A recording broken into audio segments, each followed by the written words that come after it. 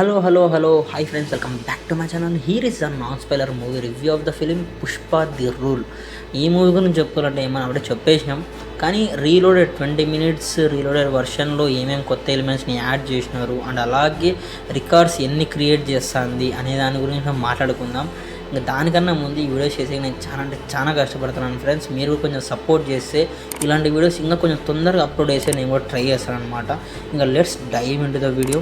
ఇంకా 20 minutes reloaded version గురించి మాట్లాడుకున్నట్టయితే ఫస్ట్ ఆఫ్ ఆల్ మన జపనీస్ దగ్గర ఫస్ట్లో ఫైట్ చూపిస్తారు కదా, అది ఇంకా ఆఫే అనమాట. దాని తర్వాత వాటర్లోకి ఇసిరిన తర్వాత కూడా ఇంకా ఫైట్ అనేది ఇంకా కంటిన్యూ ఉందన్నమాట. దాన్ని డీటెయిల్గా చూపించడం జరిగింది. అండ్ అలాగే ఆ జపనీస్తో డీలింగ్ ఎలా జరిగింది, ఆ జపనీస్తోనే వాళ్ళ దగ్గర పోయిన తర్వాత అక్కడ అమౌంట్ ఎంత క్రియేట్ చేసినాడు, ఆ అమౌంట్తో ఏం చేసినాడు అనేది కూడా క్లియర్ కట్గా చూపించడం జరిగింది.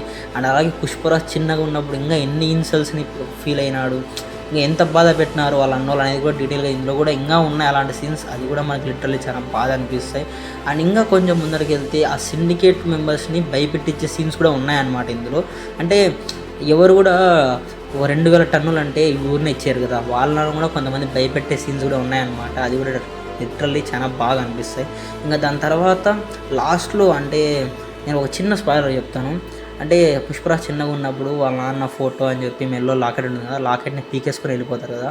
లాస్ట్లో ఎమోషనల్ టచ్కి అది మళ్ళీ వాళ్ళ అన్నోళ్ళే తీసుకొని వచ్చి అతను మెల్లో వేస్తారు ఫ్రెండ్స్.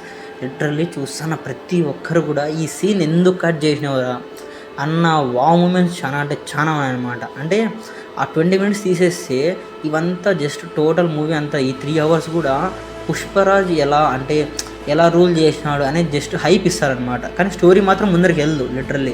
కానీ 20 మినిట్స్లో చాలా స్టోరీ ఉందన్నమాట. అంటే ఎంత ముందర వరకు వెళ్ళినాడు పుష్పరాజ్. ఇంకా రూలింగ్ అనేది జస్ట్ ఏపీ ఇండియాలో మాత్రమే కాదు, జపనీస్ దగ్గర ఎంత దూరం పోయింది, ఇంకా అక్కడి నుంచి ఇంకా ఎంతమందిని తీసుకోవడం జరిగింది అనేది కూడా బాగుందన్నమాట. Next level friends, next level. అసలు సుకుమార్ క్యాలిక్యులేషన్స్కి ప్రాపర్గా హ్యాట్స్ ఆఫ్ అని చెప్పుకోవచ్చు. ఎందుకంటే రాసుకోవడం ఒకటే కాదు, త్రూఅవుట్ ద సీన్స్ని కూడా అంటే ఒక క్యారెక్టర్ మనం చూపిస్తున్నామంటే వాళ్ళ స్టార్టింగ్ ఎంత ప్రాపర్గా సెట్ చేస్తామో వాళ్ళ ఎండింగ్ కూడా అంతే ప్రాపర్గా సెట్ చేసుకొని ఒక క్యారెక్టర్ని ఎండింగ్ చేస్తున్నానంటే ఆ క్యారెక్టర్ ఇంకా ఇద్దరిని క్రియేట్ చేసి ఆ ఇద్దరు క్యారెక్టర్స్ మళ్ళీ డిఫరెంట్ హ్యాట్స్ ఆఫ్ చెప్పుకోవచ్చు. ఇంకా కమింగ్ టు యాక్టర్ పర్ఫార్మెన్సెస్ మన అల్లు అర్జున్ గారి గురించి మ్యాన్ ఆఫ్ ది మ్యాచ్ అని చెప్పుకోవచ్చు. అంటే నేషనల్ అవార్డు విన్నర్ ఎలా పర్ఫార్మెన్స్ చేస్తారో అలా ఉందన్నమాట ఈ పుష్పరాజ్ మూవీలో. అంటే ఆయన అంటే బయట చాలా రచ్చ జరుగుతుంది. నేను దాని గురించి ఏం మాట్లాడాలని అనుకోవడం లేదు. ఎందుకంటే మూవీ ప్రకారంగా చూద్దాం. అంటే మూవీలో ఎలా జరిగింది దాని గురించే మాట్లాడదాం. పర్సనల్ లైఫ్ గురించి మనకు అవసరం లేదు అనుకొని నేను స్కిప్ చేస్తున్నాను. దానికోసమే నేషనల్ అవార్డు విన్నర్ పర్ఫార్మెన్స్ ఎలా ఉంటుంది ఈ మూవీలో అయితే చూపించడం జరిగింది. ఖచ్చితంగా చూడండి. ఇంకా రికార్డ్స్ గురించి మాట్లాడుకున్నట్టయితే మన బాహుబలి రికార్డ్స్ని అప్పుడే పగలగొట్టేసినారు. ఇంకా దంగల్ రికార్డ్స్ని పోతున్నారనమాట. ఖచ్చితంగా ఇరుగడ వర్షన్ వచ్చింది కాబట్టి ఖచ్చితంగా వితిన్ 10 డేస్లో ఆ రికార్డులు ఖచ్చితంగా పగిలిపోతాయి. ఇంకా కొత్త రికార్డ్స్ని క్రియేట్ చేయొచ్చు ఖచ్చితంగా చెప్తాను కదా.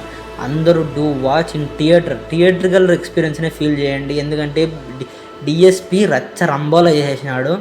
దానికోసం చెప్తున్నాను, వెళ్ళండి ఖచ్చితంగా. ఇంకా ఈ మూవీకి నేనైతే రేటింగ్ ఏమి ఇవ్వాలనుకోవడం లేదు, కానీ ఇంకా 4.2 ఇస్తాను ఫ్రెండ్స్ 5కి నేనైతే. మళ్ళీ కొత్త రివ్యూతో మళ్ళీ ముందుకు వస్తాను. అంతవరకు బై ఫ్రెండ్స్.